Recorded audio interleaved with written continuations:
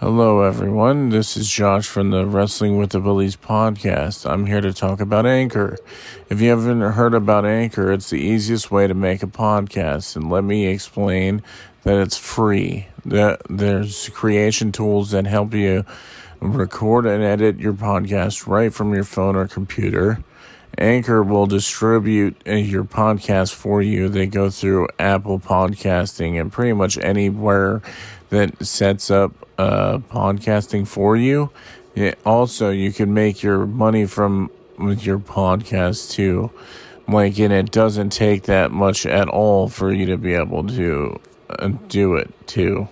So it's everything you need to make a podcast all in one place. If you guys are interested, just go to the app in both the iOS and the Android store, or you could go to their website at anchor.fm. Thank you and have a good day. All right. Hello, everybody. Welcome to the Wrestling with the Willeys podcast. It's me and Jeremy today. And we're talking about All Out 2021. Probably one of the best pay-per-views that I've seen in a long fucking time. Probably going to be high up there on my favorite ones of the year, definitely. Sorry if you heard that. I opened up a soda. Yeah, I didn't hear anything. Okay, good. I was hoping you wouldn't, but, sometimes it'll pick up weird shit. Yeah, I'll hear it up anything. But what's it called? Yeah, do you think that you really enjoy? I definitely think it's gonna be in the top 5 for me for the best pay-per-views. Oh yeah, because yeah, just because all the stuff that they set up in the meantime of all the matches that they did, and it's crazy how they have Full Gear and it's only in 2 months. Or November. Yeah, November. Well, and they pushed it back. It was originally November 6th, but I think there was something going on November 6th. Yeah, if anything, it was like a football game or something else at the same time. I know that I saw something on it. It just seems weird because I thought it was going to be later than that. No, if I remember, it's like a UFC and a Canelo Alvarez fight, I think, are happening on November 6th. So they pushed it. No wonder. Yeah, that would definitely be hitting them hard. I'm almost positive that's what it was. And yeah. So instead of yeah, just if anybody hasn't heard, what's it called? We usually don't do the kickoff shows or whatever, or for AEW they call them buy-ins. I think that's what they call them. But I'll just mention it. It looks like the Best Friends with Orange Cassidy, Chuck Taylor, and Wheeler Yuta and Jurassic Express beat the Hardy family, which I thought that was gonna be in the main card, but I guess they changed it around because it was the Hardy family and Hybrid 2, wasn't it?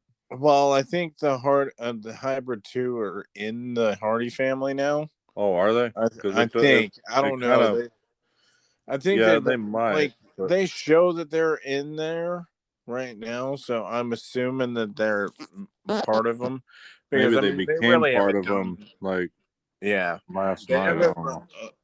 I think, if anything, they were probably going to have this match on the main card, but then they changed it because of the Pac and Andrade match and how they moved the Battle Royal to the main card, so they flipped everything around. But still, I mean, it looks like the Best Friends won, which I'm not really surprised, but it sucks knowing that Orange Cassidy wasn't on the main card doing anything other than the match. But I mean, I'm sure that probably during Full Gear, he's probably going to have a match with somebody. I don't know. But guess what? You get to meet him next month. Yep. I'm totally going to wear my Orange Cassidy shirt and hopefully I need to bring some faded jeans to fucking do the same thing. I can't do the sunglasses, but I'm definitely wearing my Orange Cassidy shirt when I get to meet him. That is definitely for sure gonna be happening. But by far one of my favorite, I mean, all the matches were good, but I definitely loved the Miro versus Eddie Kingston match because Eddie Kingston slapped the shit out of Miro so many damn times. It was just He insane. bruised him, and he bruised him in like 2 or 3 different places. I mean, their match was only 13 minutes long, and that dude looked like he was beat to hell in his chest afterwards. That's one thing I love about Eddie Kingston, though. Like, he could do a hoss fight, and he does like suicide dives and shit. I mean, he doesn't do like a bunch of crazy flips and whatever else, but like he's always been like a dude that kind of like Kevin Owens, where like you don't see him doing high flyer shit, but he does it anyway. That type of thing. But like, to me, like Eddie Kingston is definitely like gonna be more of the hoss fight type of thing whenever he wrestles each other. And I just loved how they did the redeem these nuts as a t-shirt. Yeah, that's pretty funny. Just so good. And well, like, I'm sure that a bunch of people are probably gonna get that shirt just because it's so fucking funny. Or at least to me it's funny. But wonder if they'll be selling merch on the boat. More than likely they probably will be. Yeah, I would think so. I mean, to a degree, I can't wait I think that they would probably especially even with all this stuff too. Especially with all this stuff happening. I can't wait. Yeah, it's gonna be fun, especially like how they keep releasing or showing up more stuff like that's gonna be happening.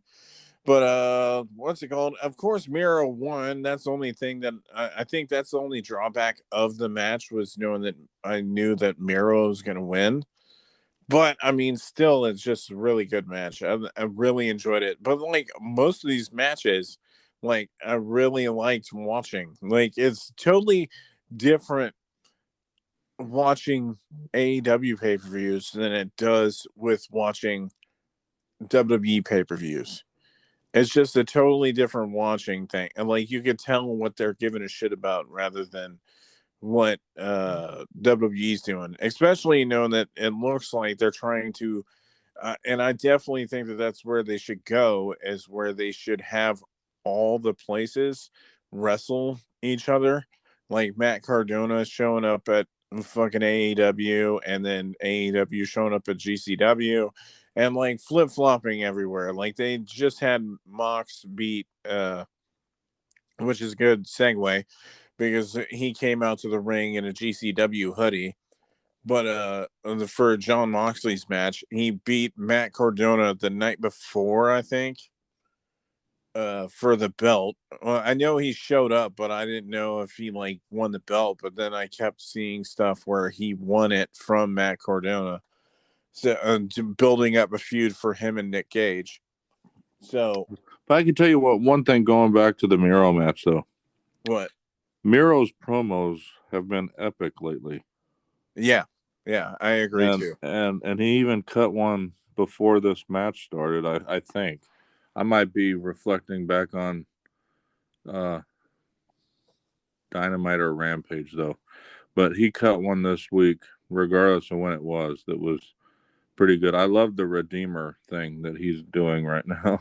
Oh yeah, and I love how his title looks different, like where it's like Bulgarian colors and shit, and like I just love, like it just shows the difference between whenever you have faith with people, like that's one thing that I'm like, yeah, because I was seeing stuff where they were talking about the difference between AEW, and I saw a comment where they were talking about like AEW isn't fun anymore and this and that, like drawbacks on like all the people returning. What Like, do they want it to be, like an ECW type thing? Well, that's what I'm saying. That's what I'm saying. And like they were saying that it's not fun because ex-WWE guys are going over there, and I was like, that's when you would hope that would happen, because some of these guys know that they're ex-WWE guys, but I mean, also at the same time, these guys came from other places, like indie places, like CM Punk and stuff, were indie people before they went to WWE, and if anything, they just made more of a name for themselves. Well, I think part of the issue right now is they're coming from WWE, but all these guys were not used appropriately. Yeah. So and it shows with Miro. Malachi Black is a good example. What he's doing in AEW right now could have easily been done in WWE. Yeah. I mean, I don't know exactly who they would have had him go against for the It could have been anybody, feuds, though. but yeah, it could have been anybody. It could have been Randy Orton like that could have worked too, like putting him out to pasture and shit like that. Like pretty much what he was doing with the promo from tonight, or not tonight, but like during All Out, like near the end of the card. I think it was before the main event or some shit. They were all of these prepping guys, for they act like Dynamite. freaking Jon Moxley wasn't in WWE. He was. Miro was in WWE. All these guys pretty much were in WWE before they were in AEW. I mean, Yeah. fucking Cody Rhodes was in WWE. Yeah. So, Like, I mean, if anything, if he didn't quit, then we probably wouldn't have had AEW at one point. that's Because what I I'm mean, getting at. I mean, it wouldn't even have started without that. I mean, so these people need to kind of shut their mouth. I mean, it's kind of stupid. I mean, really, when you, in the grand scheme of things, when you think about it. I agree too. I mean, like, I just enjoy it for what it is. I mean, it's meant to be a totally different product than WWE. Like, everybody that watches WWE gets tired of, like, or well, to a degree. I mean, unless you're a casual that just turns it on just to watch it, like, every once in a while. But like, most people that are like us are more like into AEW just because they're more of a free type of wrestling company, right? Like, especially it seems like they really want to take care of the guys that they have there, and especially if they think that they could have stuff contributing to their product, then they will give them a chance. Like, Adam, I don't want to reveal some of it too early, but what's it called? Like, certain people, like Malachi Black and stuff like, and Andrade and stuff like that, are gonna do amazingly compared to like when they were in WWE, where they were doing very well in NXT, and then as soon as they were called up, they didn't do anything with them. It's mostly because it seems like Vince has his own image in his head with whoever he's going with, well, look what and he's then doing now. with I mean, Karrion Cross and how he's changing NXT, and he thinks that the well, reason why, yeah, like, but if you watch Raw last night, Omos is getting the push. The dude can't even barely wrestle. by himself, Yeah, they're pushing well, him by himself. that's what I think. I mean, based on how it ended last night, I mean, almost choke slammed Bobby Lashley. What? Yeah, it's kind of, and I thought I'm he was like, really? supposed to be a heel. What? That's what I'm saying. I mean, it's totally odd, but anyways, Yeah, it seems like he wants to go back to what they were doing in the '80s, and it just ain't working. yeah, I mean, it it's wasn't not working gonna then. it's not And gonna it's work. But if you do it, you should go with the people that are proven, not yeah, this almost guy that can't fucking wrestle worth shit. I mean, they get rid of Braun Strowman. Yeah, you're paying him money, but at least the dude could fucking wrestle, and he was working on his body and everything else. I mean, yeah. whoever gets that dude is gonna get a worker, regardless of what you. And he's proving it. The dude was fat Oh, when he got into the freaking WWE, and now he's freaking ripped as shit. I mean, so anyhow, we can move on to Moxley and Kojima. yeah. I definitely think that what's it called? There's a couple of matches that I would probably say are like my least favorite ones. Well, And it's mostly the one up the card, which I already knew. Like, I might as well mention the Big Show match or Paul White match. that I one I was like, must I have already missed. knew Was that that that was when a I left piss the? break. Was that Well, one I when I mean, it left the didn't room? last that long. I He know was out there. it was only 3 minutes and 10 seconds, but I mean, Yeah, literally, I wasn't gone for very long, so it must have been in that yeah. one. It didn't Remember when take I? that long. That He must pretty have been much when I went wrecked. outside to get the food. He pretty much wrecked pretty much all three members, and then choke slammed QT Marshall, and then it was over. And then so I was just like, oh, okay, whatever. But like the Jon Moxley match, mostly because I've never seen Satoshi Kojima wrestle before. I knew of him, but like I didn't really like watch any of his matches, or at least that I could remember. Because I remember, and that's why it was like the Koji clutch, which was like stuff that freaking what's his name, Sami Zayn did, and the Koji lariat and all that stuff. Like certain members, like always do like their like the Koji cutter and stuff like that. They named their move to their last name or whatever. Like Will Ospreay does the same thing. Like I think it's called the Os Cutter for like his finisher, which is pretty much the same thing. It's just like the diamond cutter type thing. But what's it called? So like I was intrigued with this match and I thought it was fun, but like definitely Minoru Suzuki coming out at the end, I definitely didn't expect.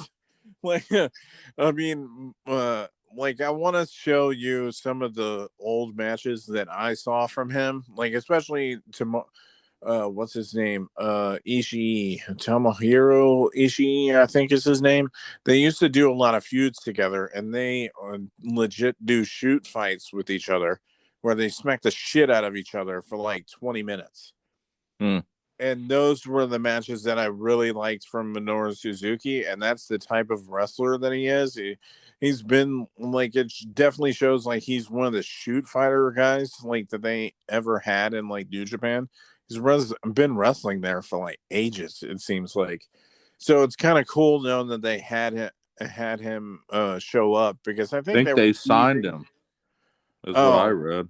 oh, okay. Well, I noticed that they showed up in Dynamite or whatever, but like I didn't know if he was still with like New Japan, and then they were like Oh, he going back and probably forth. is. I mean, I think they have a relationship with, because it seems like they're going in between everything. Well, that's what I'm saying. I think that's why Tony Khan was talking shit with WWE, where they were saying that there was there's possibility that they were going to be talking in talks with people from New Japan. And then he sat there and he was like, "Oh yeah, like they're gonna fucking do that shit when I'm already talking to them," you know. And he was pretty much roasting them, and it was kind of doing like an Eric Bischoff thing. But that's the only difference that I think about with Tony Khan, is that Tony Khan doesn't act like Bischoff. Whenever I Yeah. saw old WCW shit with Bischoff, he played it off like he was the best ever. And I know he was playing like a heel, but you know that some of that shit bled into like he was really happy that he was beating WC or WWE in the ratings for a lot of times, right? Mm-hmm. So, like, and Tony doesn't seem like that to me. So that's why I don't get the likeness between them both. Like, and Well, it's definitely, just the WCW AEW comparison. Remember, I said that's what it seemed like when they first started, was yeah, that it was WCW all over again. And I still kind of get those vibes. The difference is that I'm seeing now, their storytelling is a lot better to me than WCW's was. yeah. And and And they don't do a lot of absurd like matches. I mean, the really like, I thing, feel these recent signings are bigger than Kevin Nash and Scott Hall was. yeah, to a degree. I mean, especially Daniel Bryan, right? Well, you're giving that away, Oh, well, I mean, like, uh, well, whatever. I'm going a little bit early, but like, it's mostly because some of the people, especially CM Punk, a lot of people would have thought that he would have went to WWE, but why? Like, honestly, it doesn't make any sense for him to go to WWE. Like, if he was at his end of his rope when it came to that shit over there, why in the fuck would he ever go back? You well, know, that's kind like, of even my if thing. he offered I him so never much money. anticipated he would, because if you hated the company as much as he did, where he sued them, And he left.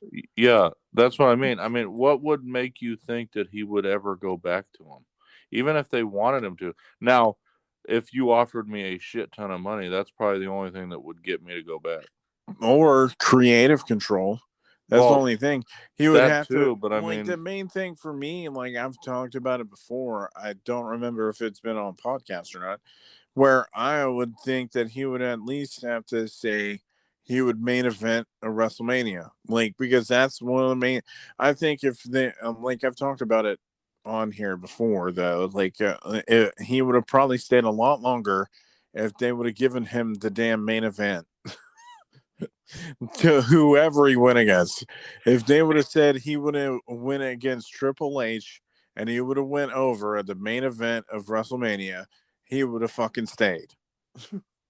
I mean, it might have been lasting a little bit longer than like he would have probably eventually would have quit anyway. But like he would have stayed a lot fucking longer if they gave him like the fucking due. And I'm like, I heard a lot of people shit on him saying like Roman was one of the main ones where he was.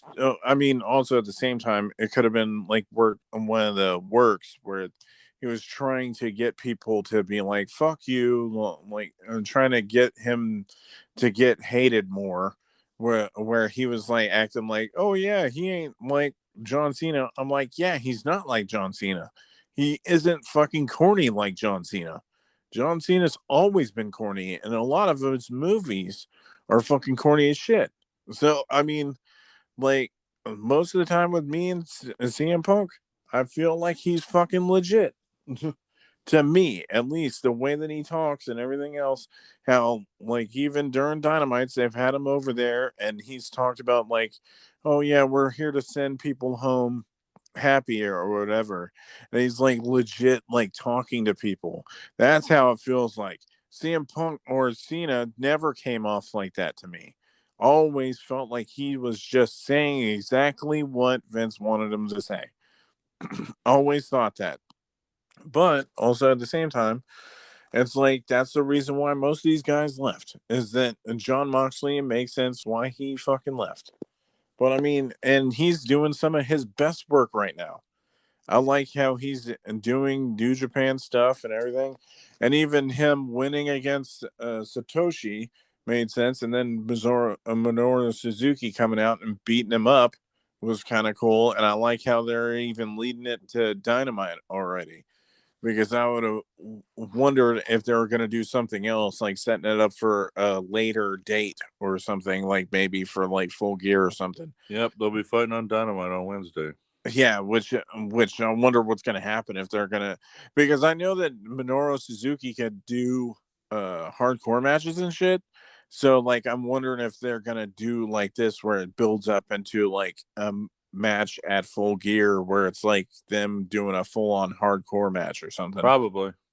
Which would be dope, but like definitely I really like the even though that it was very quick, only 11 minutes, was Britt Baker versus Kris Statlander, mostly because I really like Kris Statlander too, and I love Britt Baker. So I mean, like, Yeah, and that Rebel. move she did at the submission she did was pretty sweet at the Oh end. yeah, I was like, holy shit! I've never seen, because I think I've remembered seeing the move and like No Mercy or some shit, or maybe it was one of the SmackDown games. I remember seeing it on there, but I've never seen anybody ever do it. But yeah, but Britt Baker, the way they ended that was perfect because Oh yeah, and they I like how they called hers the Pittsburgh Sunrise instead of the Panama Sunrise, like her boyfriend, right? And then it led from that her into boyfriend's what Adam was it? Cole, right? Yeah, Yeah. and he calls his the Panama Sunrise mostly because he's from Panama City, so it makes sense knowing that they named it differently. But like, and then what was the move that she did in between? Like, because they did the Panama Sunrise, then she put her in something else. I think it was like maybe it was a fisherman suplex or something, or a spinning neck breaker or Well, something. she did three things. Yeah. And And then that like her it led lockjaw into was her the doing her lockjaw move. I just can't remember the move that she did in between. But I love the lockjaw though. Like, nothing more embarrassing, especially how she's a dentist in real life. Nothing's more embarrassing than just putting your hands in their mouth and just being like, "Yeah, submit now." So I mm-hmm. definitely love the lockjaw. I wish that it would have had a little bit more time, honestly, but I mean, they told a lot in the 11 minutes that they did. They did, yeah. They needed to give time for the next a couple Oh yeah, matches though. oh So I yeah. mean, the Well, you best could match of the tell, yeah. night is the next Oh one, yeah, the next one with the Lucha Bros, and brothers it's versus the Young honestly not Bucks. even close. And it really, honestly, I can't say the Young Bucks were the reason. Oh yeah, So, definitely. You could tell that they were like hyping up Lucha Brothers during this match, knowing that they had the person that was doing the theme come out and their fucking headdresses and everything that they came out with, where it was just showing Mexican love and shit like that. That's one thing that I loved about the entrance. And then I was like, because I was thinking before that they were definitely gonna fucking be winning, just because like the way that they've been telling their stories with the Young Bucks. That oh I had yeah, a feeling that they're if they were gonna be in the match, that they were gonna win. but yeah, Right. this match And was by far, and oh it shit. was close to being match of the year. I still think Britt Baker and Thunder Rosa was still my top, but this is close. See, I mean, like they've done a lot. Like just thinking about a lot of the damn matches that they've done this year alone. Oh, I Most of know. my favorite ones have been from AEW. Oh yeah, yeah, we've like, talked about that. like Thunder Rosa and fucking Britt Baker. Then there was some. Because I I think it texted was you about the Adam. Thunder Rosa Britt Baker one. I said you need to Oh see yeah, that. and I It's had easily to watch it. yeah. Yeah. But like this was definitely, oh my god. And that's one thing that's the main thing about Young Bucks though. Even though that they do a lot of the same double team moves a lot of the time, even though that I don't remember seeing like them do more bang for your buck for a while, which But I is do the like one the where they, heelish moves that they do, like bringing that shoe with the thumbtacks in. oh yeah, That was a neat touch, and dude, and he jams them thumbtacks into Penta's head. Holy mm-hmm. fuck! Like he was pushing his head into it. Oh man, and that's one thing I like about the Young Bucks and shit, though. Their storytelling is fucking top notch, and then you could tell like the charisma that they have with the Lucha Brothers, where like they. That's what I'm saying. Like the WWE match between this one, if the Young Bucks were in WWE, this shit would be so watered down, and it just wouldn't be the same. Well, yeah, we talked about that with the PG shit that the WWE is doing. You wouldn't have seen any of that blood Yeah. because they banned that shit. I don't really understand it. I mean, it comes over so much better when somebody bleeds. I don't mean to say I want someone to get hurt, but when you don't Like if have you're that, getting like hit as a with thumbtacks or something, or like if you're like doing something to your forehead where it looks like it should cut you, you should bleed. I'm just saying, like it yeah, I tells mean, more to the look, story. well, yeah, because And look Penta at was what Britt, covered. yeah, but look at Britt Baker. She's using it still, and I think she wouldn't even be where she is if that match with Thunder Rosa never happened, and she didn't bleed out or bleed the Yeah, way she I'm did. wondering if she would be in the like if she would have had the title when she did, if she Probably didn't have not, because that she fucking cut that match. promo right afterwards with that damn shirt on. Yeah. It's like, so she used it, and she was smart to do it, but if that never happened, she wouldn't be where she is, I don't think, at this point. Yeah, I agree. And definitely match of the night. Definitely one of the matches of the year though was this tag team match. Oh, I agree. Like by far. I don't think it's the best. Like I said, I think the Britt Baker Thunder Rosa match is top for me still, but this is probably number two. But that's what I'm saying is like Young Bucks do a lot of great matches. Like no matter what anybody says to them, like because I mean, was the FTR match with them this year? Or was it last year? Like the very I ending of don't last year. honestly, I don't Uh, remember. I think it might have been last year because I uh, thought it was at the beginning of the year where it might Revolution have been. was. But I mean, the dude from FTR has been out for a while with that, Yeah, I think he gash in his just arm. started coming back now, but now I gotta look that up.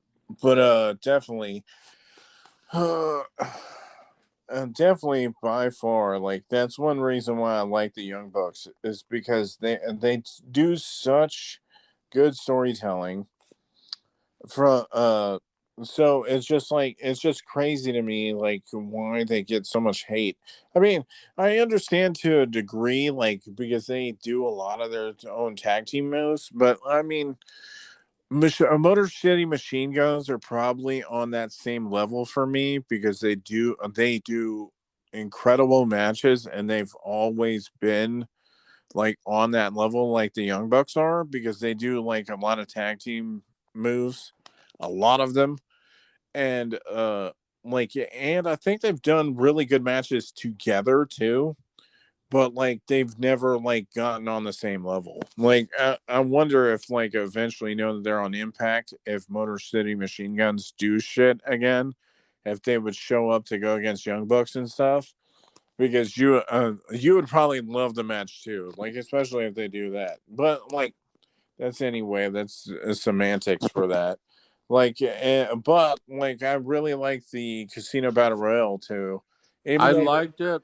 I think it got down to the right people at the end, but I would have much rather seen Thunder Rosa win because and I've been saying it since the Britt Baker Thunder Rosa match, and I know Thunder Rosa wasn't signed at the time they had the match, but if anyone should have got a push out of that match, it should have been Thunder Rosa, and I'm yeah. shocked that she hasn't yet.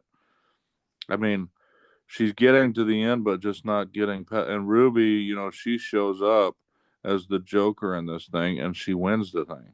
It's like, Which okay, is well, like it has to be the first one out of the whole thing, like the it is first because I Joker didn't that even ever won. realize that Because I mean, they did Matt Seidel and Jazz was in the first one, and I think the other one that was done was a male one, and that was yeah, and that was Leo Matt Rush. Seidel.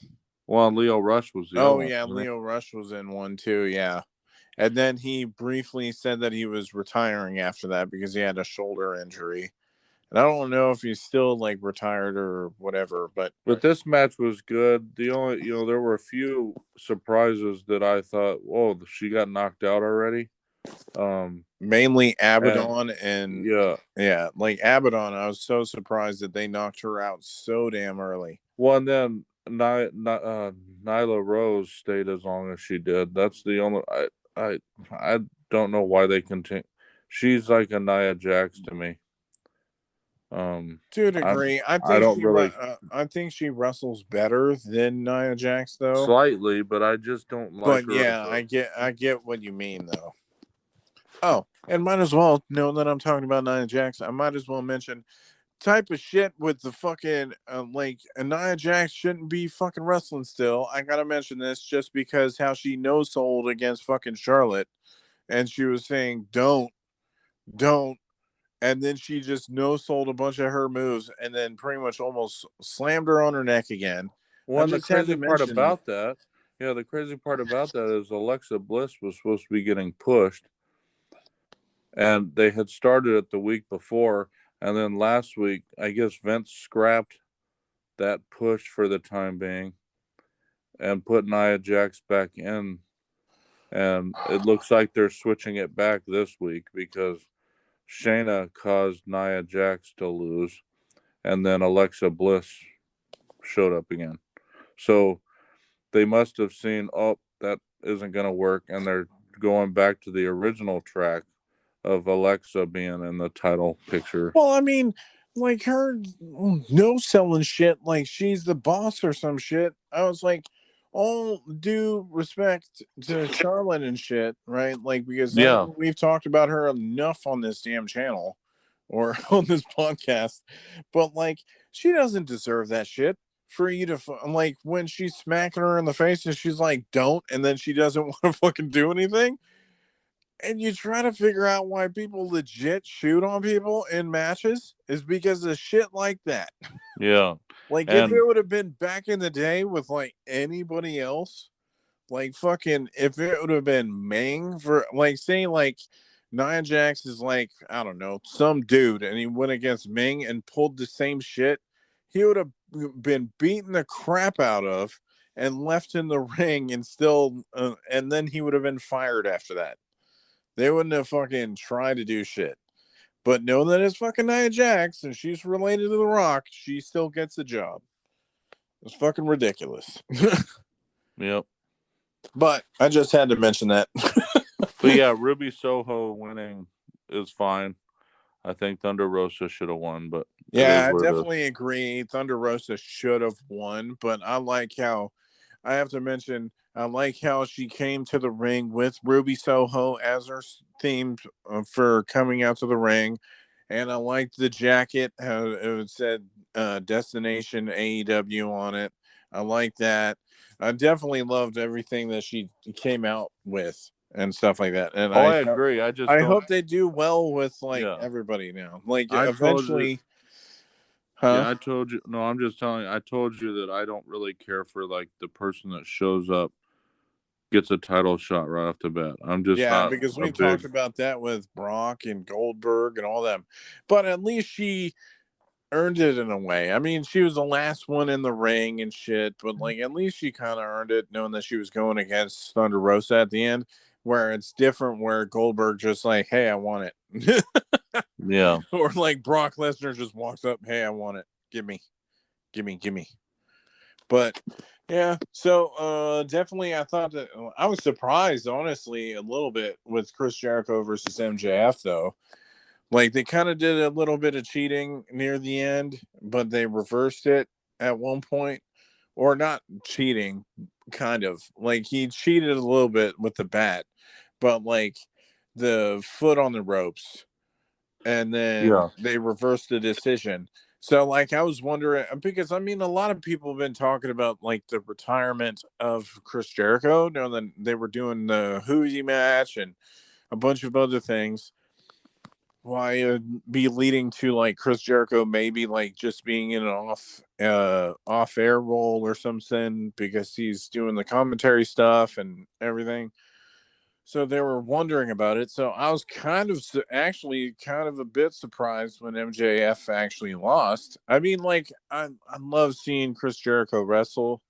Like even at his age right now, I still think that he tells a good story in the ring, and I definitely think that this was MJF's best match.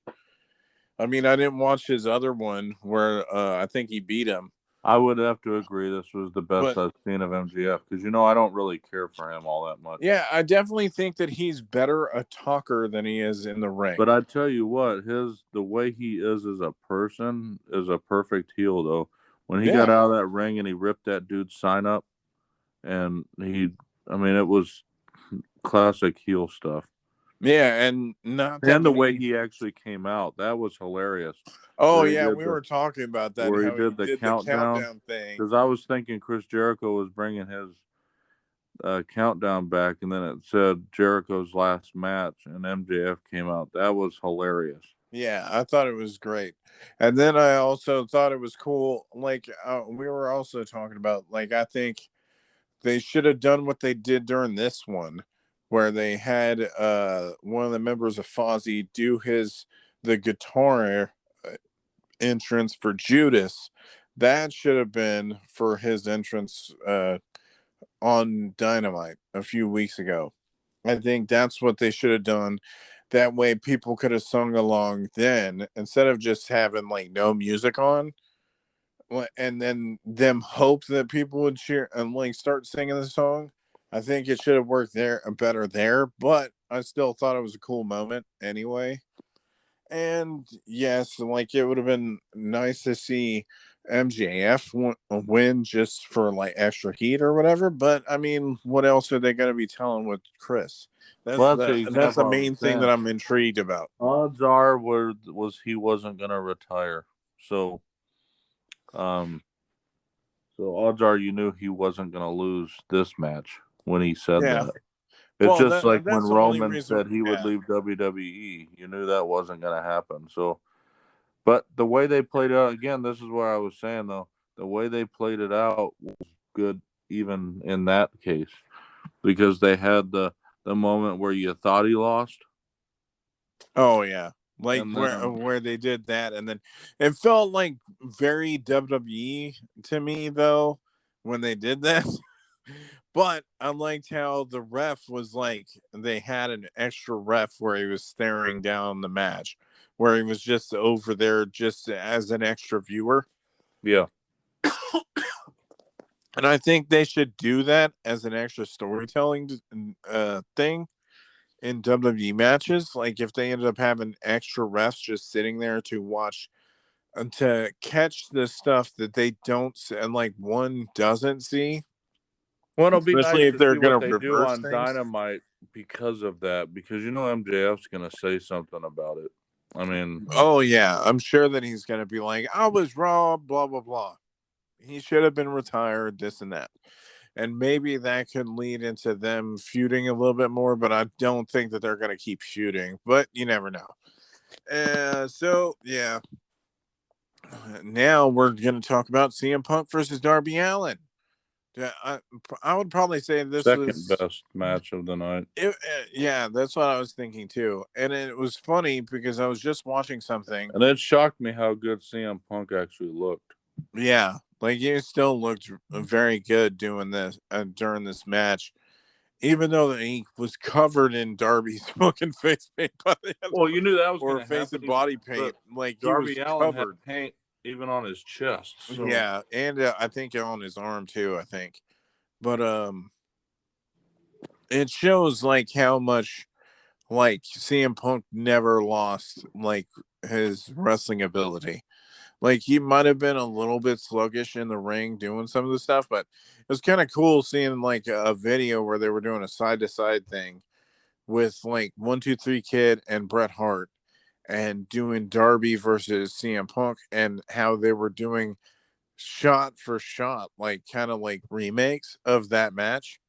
And like they did a couple of like the move where he did the what's it called? The not the arm drag, but the headlock takeover or whatever they call it.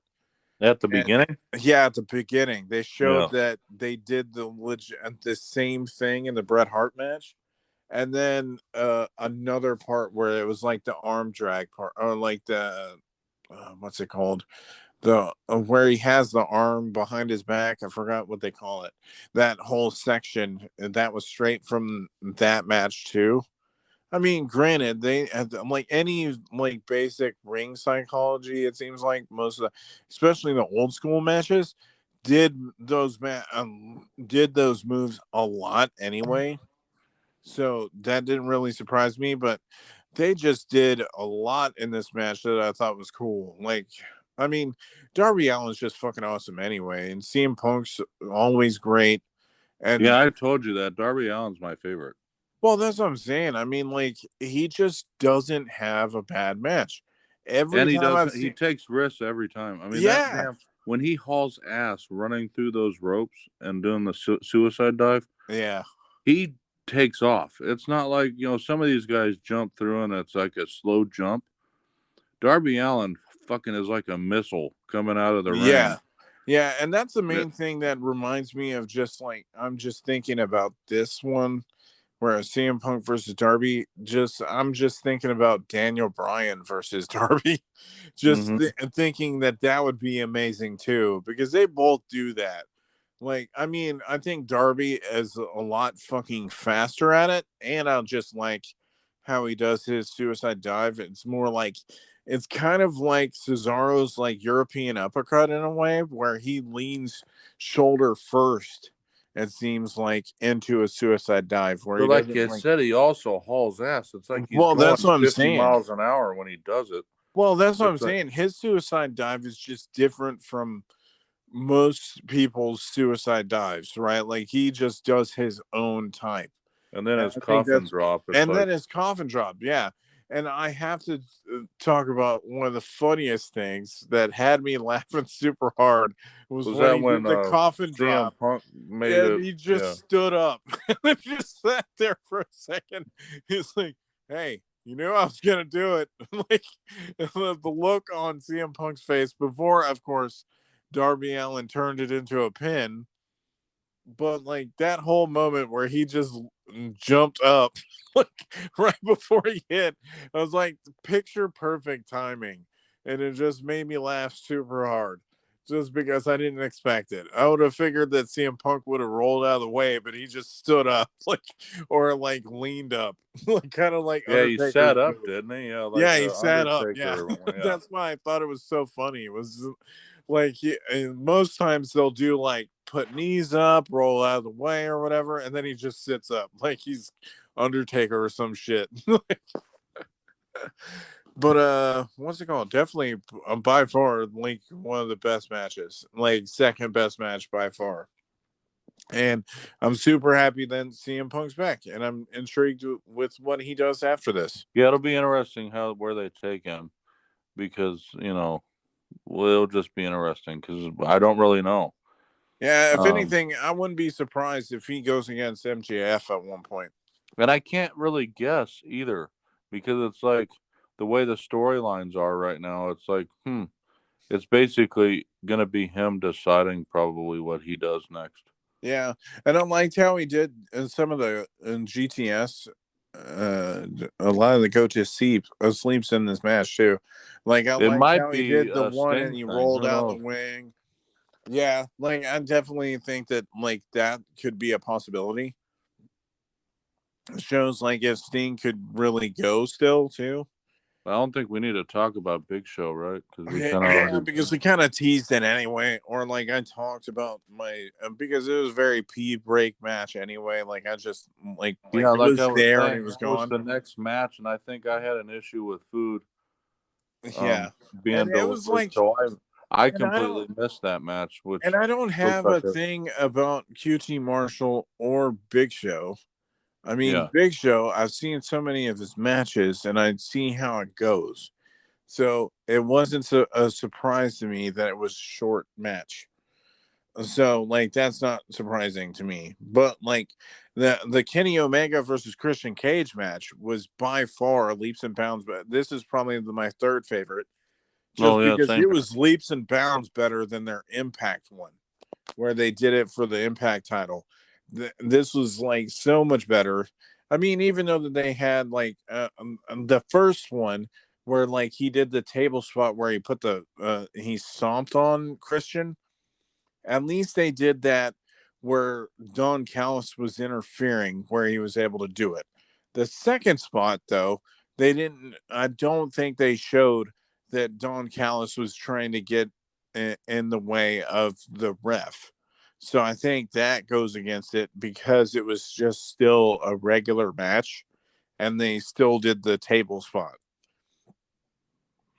Yeah, and Well, that table spot, the leg broke through the table and oh yeah, and got Christian jabbed in the Christian rib in a the little bit. ribs or something. Hmm. Yeah, that's the only bad thing that I say about this match because I mean it was a very excellent Christian Cage match. Just because like I mean I love Kenny Omega though, like his V I'm ready to triggers see and stuff like Kenny that. Omega lose.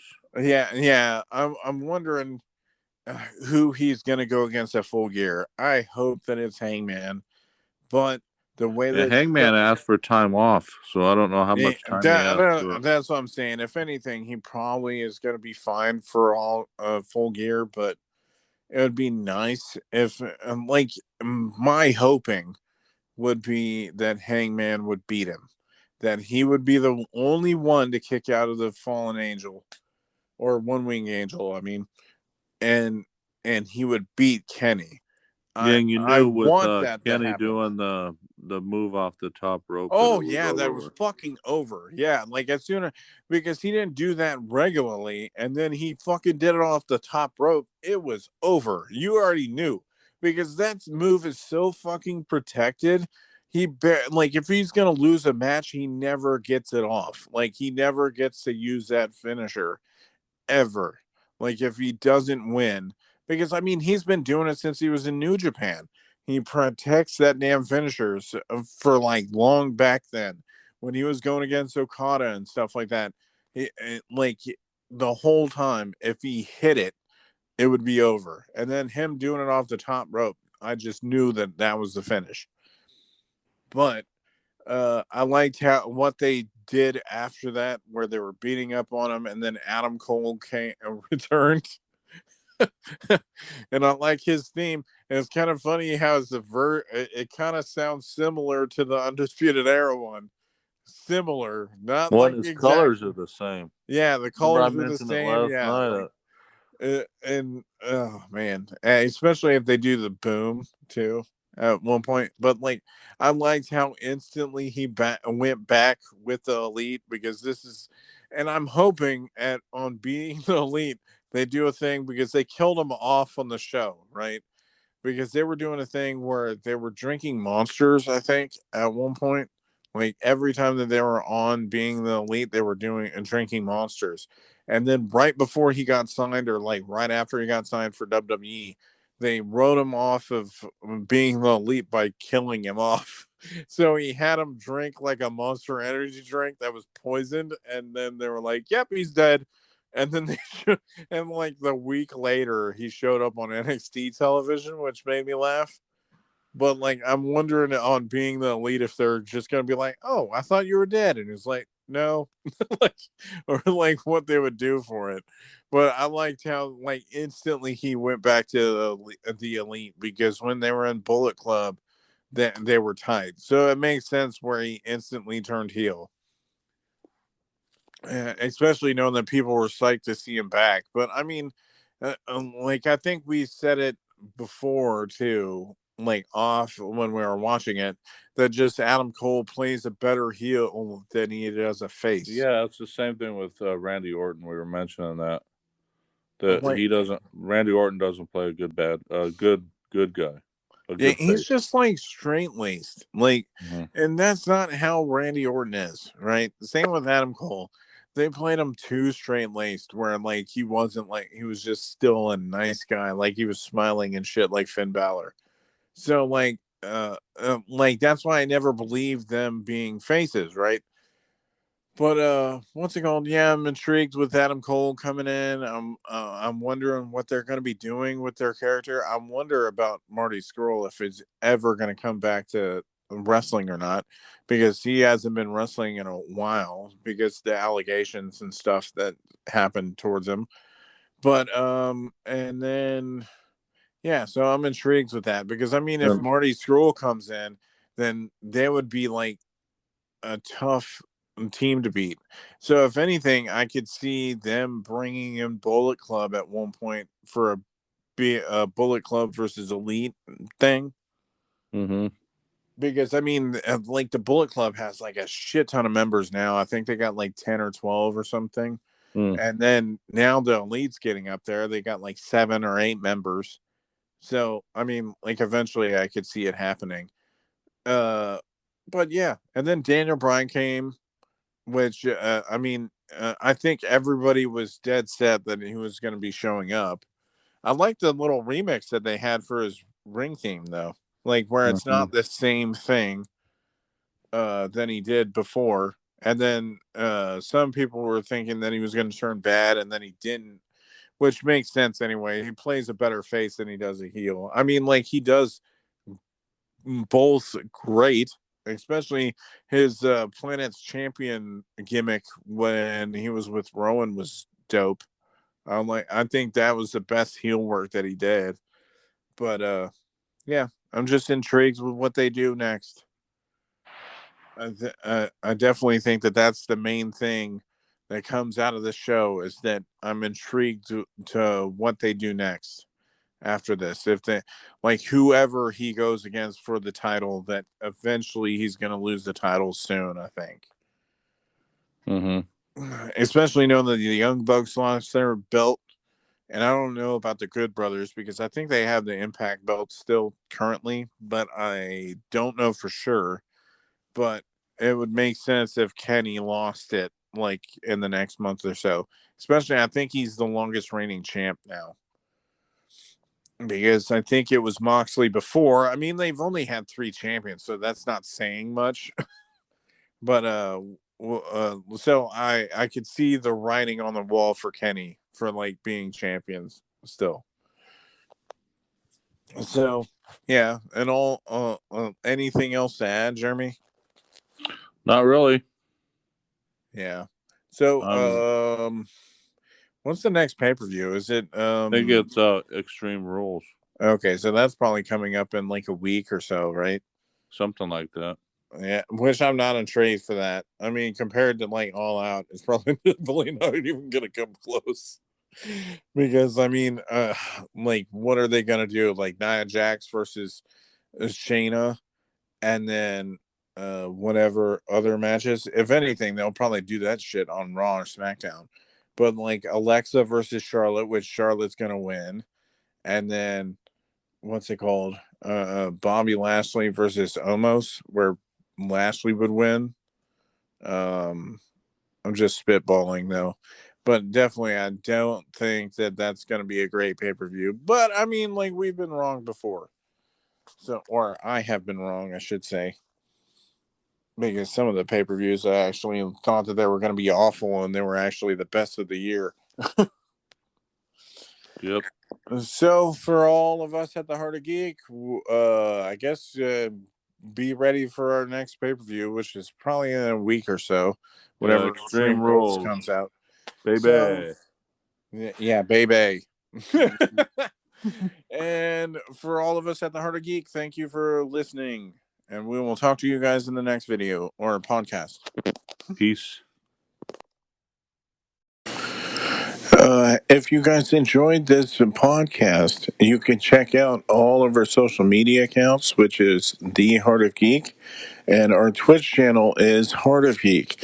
If you guys wanted to leave any comments or questions relate towards our Facebook page, Instagram, or anything else that you could possibly leave a comment and recommend us anything else to do in the meantime. And for all of that, thank you for enjoying Wrestling with the Willeys.